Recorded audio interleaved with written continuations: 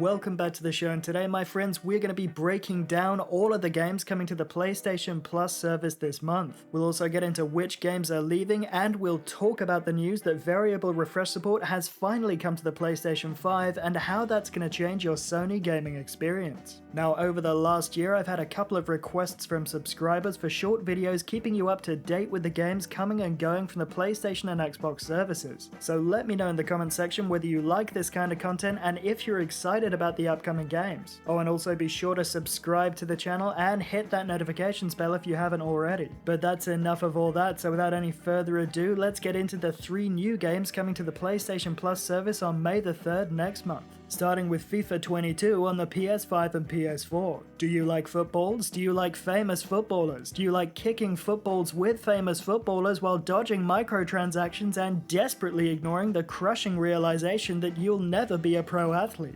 Well then, FIFA 22 might just be the game for you. This latest entry into the franchise, which will cost you around $45 retail, includes all of the game modes that fans of the series have come to know and love, including Career Mode, Volta Football, Ultimate Team, and a whole lot more. And if you're into the latter and already own the game, you'll have the chance to claim a special PlayStation Plus Ultimate Team pack, which includes 11 players with a rating of 82 and above and an Icon Moments lone player pick. And full disclosure, I'm not a football guy and I have no idea what any of that meant, but if you did understand that collection of nonsense words, then get out there and have fun, virtual balling babe. Moving on, Tribes of Midgard is the second game coming to PS Plus on PS4 and 5 in May 2022. This colourful action RPG is playable either solo or with up to 10 players in online co-op, and will see you defend the Seed of Yggdrasil from a pantheon of Norse mythological nasties as they attempt to bring around the end of the world. As you progress through the game, you'll need to gather resources, explore the wilds, forge weapons and armor, and fortify your village to keep it safe. It sounds fun. It sounds Norsey, so if it's your kind of thing, feel free to jump in and prevent the coming of Ragnarok. But not that one, we want that Ragnarok. But again, moving on and sticking with the mythological trend this time, the third and final game coming to the PlayStation service next month is Curse of the Dead Gods.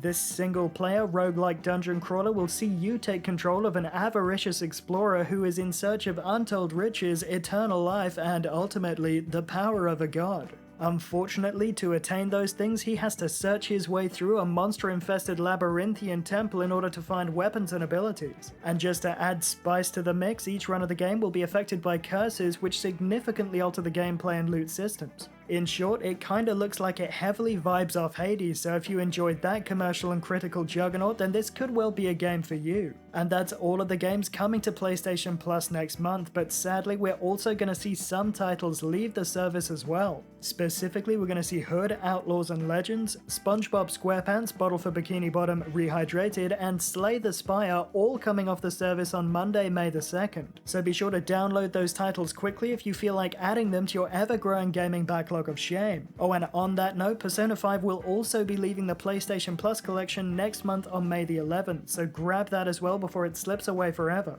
Finally, let's talk about the announcement that variable refresh rate support has finally come to the PS5 console as of this week. This upgrade will essentially allow the PS5 to sync its graphical output with the refresh rate of your monitor or TV, which in turn helps to reduce instances of graphical artifacts, screen tearing, and frame rate pacing issues. According to the PlayStation blog post celebrating the update, VRR support will cause PS5 games to feel smoother and render scenes seamlessly, while graphics are going to look cleaner and input lag will also see a reduction. The only downside here is that of course these benefits are only going to be available to PS5 gamers who own an HDMI 2.1 VRR compatible display. And it's also worth pointing out that it isn't just going to apply to every game as standard. Each title is going to require a patch to make the most of the new VRR support, while upcoming games could have it integrated at launch as standard. That said, there are a ton of games that are going to be getting PS5 VRR support in the coming weeks, including Deathloop, Destiny 2, Marvel's Spider-Man Remastered and Miles Morales, Resident Evil Village, and Ratchet & Clank Rift Apart.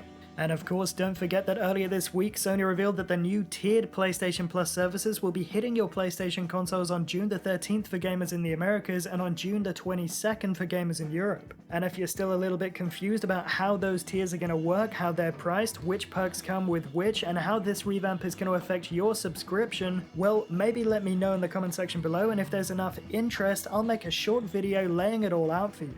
And that's it for today's video, so let me know what you think about the PlayStation upgrades and games in the comments section below, and be sure to keep it here for all the biggest news, reviews, and reactions from across the video gaming industry.